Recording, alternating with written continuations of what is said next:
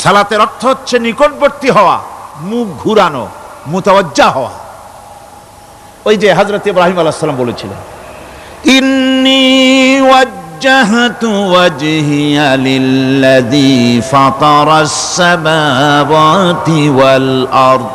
জানেন আপনারা? পড়েন, ইন্নী ওয়াজ্জাহতু ওয়াজহিয়া লিল্লাযী ফাতারাস সামাওয়াতি ওয়াল আরদা হানিফা ওয়া মা আনা মিনাল মুশরিকিন। নিশ্চয় আমার মুখ ঘুরায় দিলাম কার দিকে?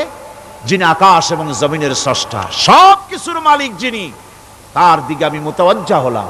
নামাজের অর্থই হচ্ছে মুতাওয়াজ্জা হওয়া, মুখ ঘুরিয়ে দেওয়া, চেহারা ঘুরিয়ে দেওয়া।